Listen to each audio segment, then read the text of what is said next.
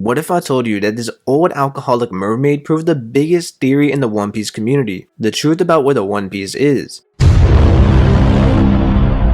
So last year, Yuderon and Nohara's theory blew up in the One Piece community, and while I was skeptical about many points that he made, like putting the D in front of the One Piece and Enies Lobby, and Enies Lobby being the missing eye of Jaya, I still think that the part about One Piece being at Enies Lobby has great merit and some credibility to it. And so I'm not going to get into everything they brought up, as it's not my theory, and I'm sure most of you have already at least been aware of it. Now, ever since this theory became popular, I always wanted to make this video because I believe that there are two characters that can not only make more evidence to this already extremely popular theory, this evidence really shows that Roger could have actually went to Enies Lobby and looked for the One Piece. So stick with me because today we are discussing Kokoro and Tom.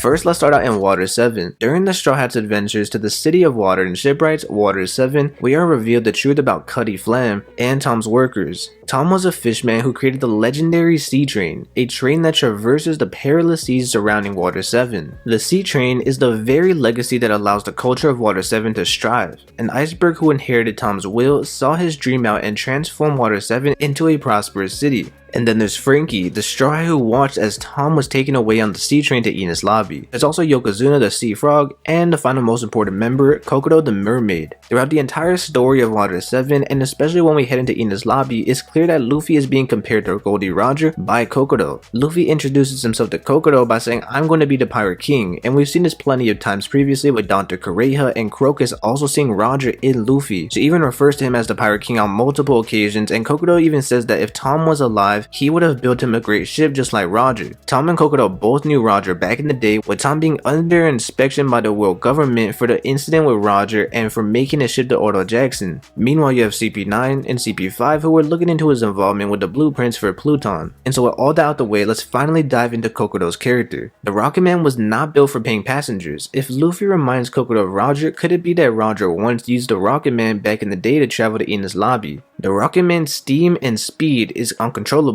Gol D Roger would have been the one man that's crazy enough to ride it just like Luffy, and we saw how excited he was for the sea train during the Oden flashback. In fact, that's the very first thing that Roger says when seeing Tom again. He says, "Did you finish that sea train yet? I want to sail it on the Grand Line." Tom had told Roger about his dream to create the sea train sometime in the past. Roger and Tom, they both love this idea, they both love the sea, and we know this because Kokoro says, "You guys haven't changed at all," when Roger first says this. We also find out that during the Roger Pirates visit to Water 7, the Rocket Man was in its early stages. We know that Kokoro is a self-proclaimed veteran at operating the Rocket Man, so when the Roger Pirates went to find the One Piece at Enies Lobby, it could have been Kokoro who was operating the Rocket Man to get them there.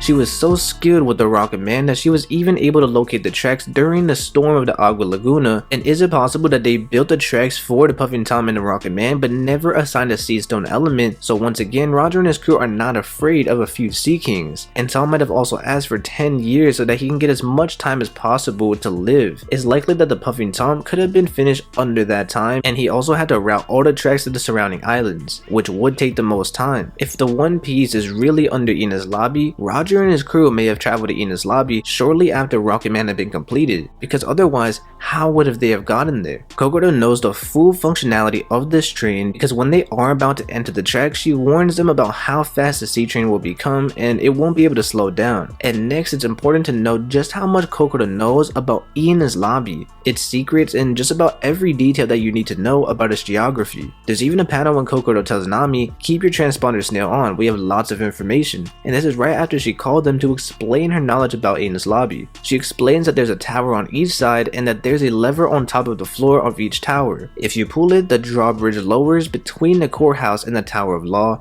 There's a proper reaction saying, "How do you know all of this?" Kokoro explains that she came here in the past with Tom to fix the bridge, and according to her, the government forgot this favor. But why is this important? Well, if Tom and Kokoro and maybe even Iceberg came to fix the bridge before Roger went to go find the One Piece, this could be why the government are so focused on Tom, because they knew that he had some involvement or at least suspected it. And while using this information that Kokoro and Tom acquired from Enies Lobby so they could find the easiest way by sneaking in. This could also explain why Kokoro had so thoroughly memorized the entire layout of Enies Lobby, even remembering it 25 years later. Luffy ran in alone and they were on a mission to save Robin. They had to charge in loud, but Roger's case didn't have to necessarily enter guns blazing. We saw how he wasn't having any fun with the Marines when we first saw him during the Oden flashback. He wished that they would stay Sengoku or Garp. Kokoro and Tom's knowledge of Enies Lobby would be way more than enough, especially when you consider the next most important secret that Kokoro had on Enies Lobby, because somehow during her time repairing a bridge, Kokoro was able to find out about the underground passages and secrets and shortcuts all throughout Enies Lobby. Once again, this will come in handy for the Roger pirates trying to make it down into the depths of Enies Lobby. And it's also possible that Kokoro was somehow getting this information by communicating with Iceberg because he was allied with the government even though he was not fully respecting their authority. And with Water 7 being so close to Enies Lobby, I bet he's been there plenty of times. Iceberg and Kokoro know that CP9 exists. We even see that at the bar she tells Blueno to his face about CP9 and Frankie calls it a conspiracy theory. From the point of Tom's downfall, these two drinking buddies were looking into CP9, CP5, and all of the Cyberpole factions. Tom being taken away to Enies Lobby by CP5, but Enies Lobby was always protected by CP9, so it's possible that this is when Kokoro became aware of CP9 existence when she went to Enies Lobby in the past. And if she suspected Blueno of being in CP9, it could be why she said it directly to his face with no hesitation at all, because she even says a darkness has been looming over Water 7 for a while, referring to CP9. Despite her appearance, this one woman is far too mysterious and knows way too much about Enies Lobby, CP9, and even Pluton. Kokoro is like the Robert Horry of the Water 7 saga, clutch shot after clutch shot. She comes up time and time again pulling some kind of ridiculous miraculous information or some kind of conspiracy out of her old mermaid ass. It was only when I reread Water 7 that I really began to appreciate her as a character, because you realize without Kokoro there's absolutely no way that Frankie and Robin would have been successfully rescued at Enies Lobby. Kokoro is not just a veteran at sailing the Rocket Man. This chick is a veteran when it comes to pulling off crazy stunts like what the Straw Hats are hoping to achieve at Enies Lobby. She never showed fear, never cowered, never showed complacency. It's almost as if she's been through this once before. In chapter 382, we have a quote that says, "Since the start of the world government, no one has made it as far to the entrance of Enies Lobby." So if Roger did make it, he would have had to go under and into the depths of the waterfall, and then find a way to escape from there, or he would have had to go all the way back up the waterfall and then go back to the backside where they entered from. If you checked out my Skype and Wano theory where I list over 15 possible connections of the land of gold and the city of gold, I theorized that the Kozuki and the Shandians were once in some way descendants connected to the ancient kingdom. And one of these was entering Skype and Wano. We entered them both by going up a waterfall. So this might not mean much, but keep in mind that we do have a massive waterfall in Enies Lobby and who knows what is down below. And there's one more statement by Kokoro that we need to consider here, because she claims that no one in the past centuries has done what the Straw Hats did at Enies Lobby. This moment will impress the whole world, and I'm not sure exactly what she was referring to here, as it is pretty vague.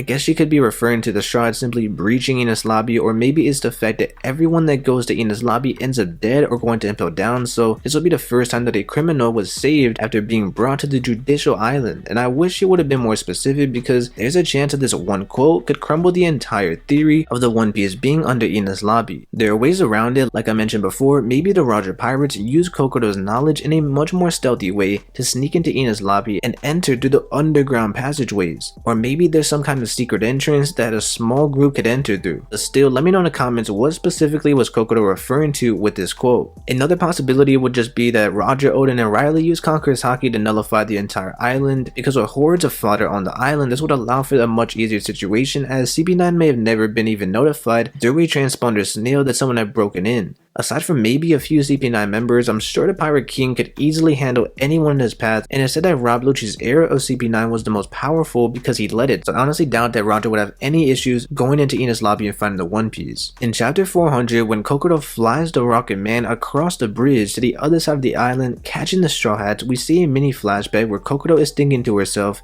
Brings back memories, doesn't it, Tom? This very event is reminding her of Gol D Roger, because in the very next panel, Tom says, "I'm proud that I was able to help the man known as Roger." And then she says, "Roger was such a fool, just like Luffy in a way. That's why you helped him." Looks like we didn't learn our lesson, since the whole lot of Tom's workers are helping this pirate kid. You would have done the same thing, wouldn't you, Tom? So here we are really getting the comparison between Luffy and Roger, and it's the very event flying the Rocket Man over Enies Lobby that reminds us so much of these past memories with the Pirate King. And so now let's talk a little bit more about these underground passageways within Enies Lobby, because Kokoro knows way too many details from this entire island, but these underground passageways could have been the key into getting below under Enies Lobby and finding the One Piece.